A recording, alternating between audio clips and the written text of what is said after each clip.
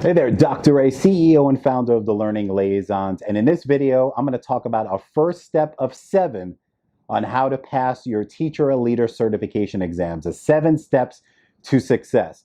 Make sure you click the little subscribe button, little bell notification, like, comment, and share this video with your friends. So let's jump into the first step out of 7 on how to pass your teacher or leader certification exam. Let's get to it.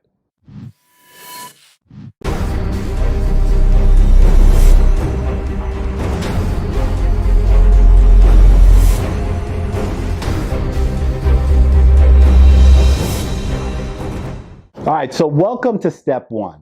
Step 1, I title time. We've got 7 steps. Here's step 1. So when you think about time, what do you actually think about? Like the time on your watch, the time on your phone, right? The time in the world that you have, or the time span that you have to accomplish certain goals. So we talk about your teacher or leader certification exam. Time is of the essence. I'm sure you heard that phrase before. Now, whether you're a college student who have to pass your exams to get into your program and graduate, or you're on the alternative certification track and you have to pass your exams to get a job and keep your job. Regardless of the situation, time is not on your side. However, you can make it. So let's talk a little bit about time. The easiest way to quantify this and kind of put it in perspective is think about when you're a kid talking about the 5 W's, right? The who, what, where, why, when, right? So we're not going to talk about all those. Actually, obviously, the who is you, okay? So let's talk about a little bit about the how, the why, and the when. Now, just because you think that you're ready to take and pass your certification exam doesn't mean you are. Just because you're in like we have a couple of Facebook groups. We have thousands of teachers in our Florida Facebook group. We have a practice Facebook group. Those links are below this video. But we have a lot of people in there constantly posting that they're successful using resources or whatever resources they're using. And always when people comment on the videos, there's always 1 or 2 people that say, how long did you study for? Or what did you study for? But more importantly, the how long. That really differentiates depending on you, the individual, your schedule, your time frame. Just because someone studied for 2 weeks and said, oh, the test was easy, doesn't mean that it's easy for you. You have to make time on your side, okay? Now, regardless of your situation, we always suggest here at the Learning Liaisons a solid 3 weeks, maybe even 4 to prepare. Now, you could be someone where your skill level is really high and you're good at the competencies and the skills that are on your exam, regardless of what exam that is, doesn't matter, and you don't need the 3 to 4 weeks. But most people on average take 3 to 4 weeks to prep. Now, once again, that's all relative to your schedule and your time. Meaning, if you've got a deadline for your college program or your school district, don't wait until there are 2 months or a month left before your deadline. A lot of people push this stuff to the back end. You want to jump in the saddle, get going, and break it up over time. Now let's focus in a little bit about the why. As individuals, as learners, I don't care if you're 22 years old or 52 years old, yourself in a ton of material and just go at it trying to memorize everything and study everything over and over and over again every single day. Those teachers, and you might be one of them, that sit there and say, I have 300 pages of notes from this test prep guide, or I've done these practice tests 5 or 10 times over. I think I'm ready to go. Just because you score well on a practice test and a study guide or on a website doesn't mean you're going to pass the exam. Why? And a lot of you guys probably know what I'm about to say, is that your test prep guide is not going to look anything like your real deal exam. They cover the same skills and competencies, yes, but your real test is going to be a little bit harder, a little more trickier, but if you study the right way, you will knock it out. And I talk about those in the other videos and the steps to come, but I digress. So let's go back to the time, right? How? How do you budget your time? You have to own up to the responsibility of being a professional and passing these exams on the first attempt. And hopefully after the 7 steps, you watch all these videos. And if you fail before, we'll get you on the next attempt. But you have to put this at the forefront. We all have busy lives. I work 2 jobs and I went to school and I went through these exams at the same time. So I've been through these routes before. You might have a family. Maybe you're a single parent. Maybe you're a college student. Maybe you work 3 jobs, right? Maybe you have a lot of different variables in your life, but you must make time. You have to budget time the right way. This is not fitting things in the planning period. This is not sitting in your car during a break studying. This is budgeting a set time or every other day, depending on when your test date is. Give yourself 30 to 45 minutes, maybe an hour in the morning or at an evening or whatever time is conducive for. Not a job or an exam that you need to sit there and drill yourself material for hours a day. Those teachers that sit there and tell me, and college students, that they don't know why they fail because they studied 3 hours a day for the last 3 weeks or the last month or 2 months. Why did they fail? It's not about how long you study, it's how you budget your time and what you're studying. That's the key there, okay? So we talked a little bit about the how, we talked a little bit about the why. So as an educator, you need to make sure that you budget your time. That is of the essence here. You need to understand that this exam, I don't care what certification exam you're taking, whether it's for the leadership track or the teaching track, you have to realize that this exam is a performance.